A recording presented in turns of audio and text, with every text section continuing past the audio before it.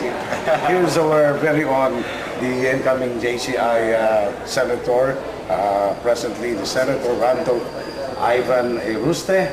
Now, the incoming National President. Sir, welcome to our show. Thank you very much. Thank you to the press for giving us time to also promote our national organization, which is the Junior Chamber International. Formerly, we are known as the Philippine JCs. Okay, so Junior Chamber International, and this is something that rings a bell on our people, especially the things that you have done with JCI as a JC, what we called it before, and let their presence felt in almost all parts of the world. And here in this part of the country, we are proud that a native Sabongueño who is from this town, who lives here, who was born here, is now our national president. So I think, tell us about JCI and these activities that we are having here in the city of Concepcion. First of all, what is JCI, or Junior Chamber International? We are the JCI Philippines, an affiliate of the Junior Chamber International. We are one of those 200 countries who have affiliates with the JCI. In the Philippines, we started in 1948, and JCI Zamboanga is one of those 11 local organizations who started together with the Philippine National Organization. Plainly, we are known to be a leading global network of young active citizens. So in short, all JCI members are from the age 18 to 40 years old only. How did it start? From JCs to JCI. When was this? Actually, 3 years ago, the JCI International, the JCI World, they changed the name to, instead of JCs, they changed it to JCI for the purpose of we have a common branding. Before, in the Philippines, we are called Philippine JCs. In the US, they are called US JCs. In Korea, Korea JCs. And subsequently, under local organization, we are known as Zamboanga JCs and Iligan JCs. So there's no common branding. Now, the international organization thought of having, it started with JCI, then the name of the local organization. So it's now JCI Philippines, JCI Philippines Zamboanga. So we have a common name now. Yeah. International. With international brands. Identity, yeah. So, Mr. President,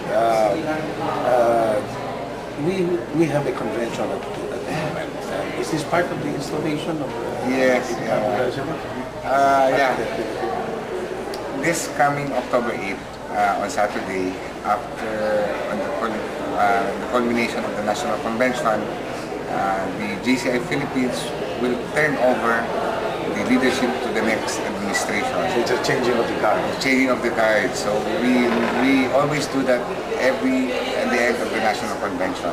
So we have an annual National Convention. So it was so fortunate enough that the National Convention is in Zamboanga, and subsequently I was the incoming National President. So I'm very happy after After 64 years with the JCI Philippines, the Zamboanga JCs in the JCI Philippines, this is the first time that a Zamboangueño will lead this national organization. How strong is the JCI nationwide? Yeah, And in this particular city?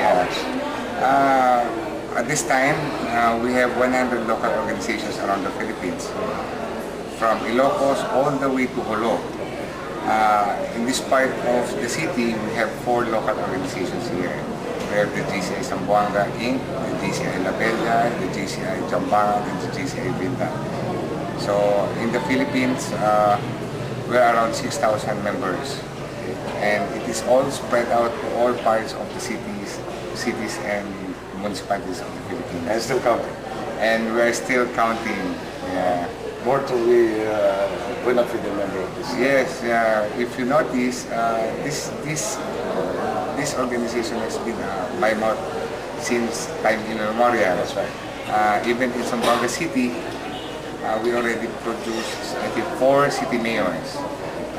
Our second local organization president was Cesar Timaco, then followed by Joaquin Enriquez, Vini Antilano, Moni Arañez.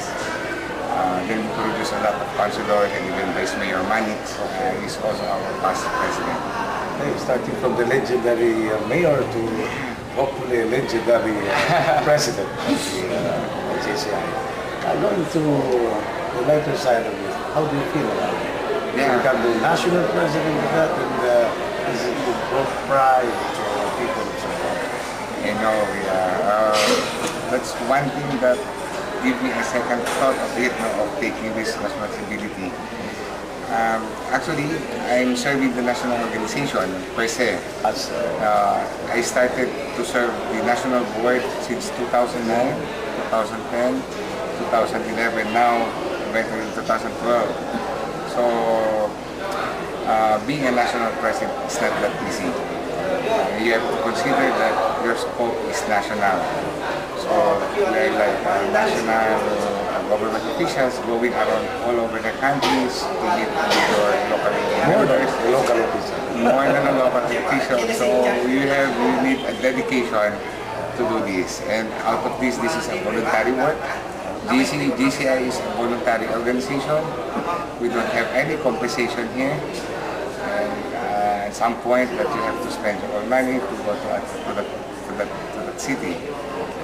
So we just have instilled in us that GCC that we want to change, to give opportunities to the young people, our members, to be better.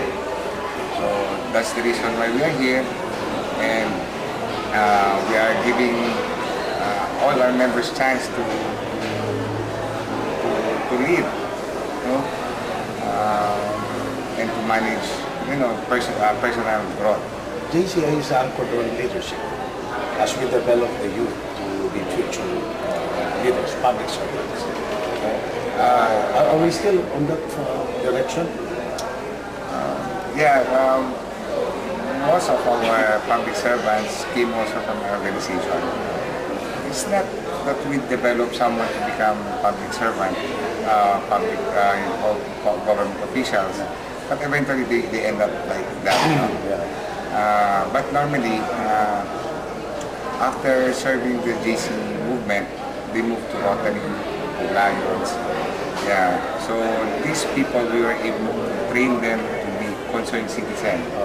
So they joined civic organization. Concerned and responsible. Responsible. That's why we are not known as a civic organization, because we're a leadership training organization. So though many ask us how we compare ourselves to the Rotary, to the Lions, basically we work together for the same common good, to give service to the community, to do extra work for the community.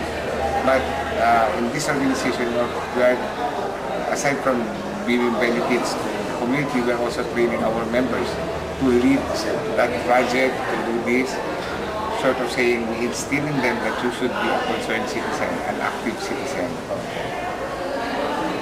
Friends, still with our incoming national president of the JCI International, we'll be asking more questions from him, maybe his priorities for the next 1 year as the incoming president. We'll be right back after this on Late Night Show.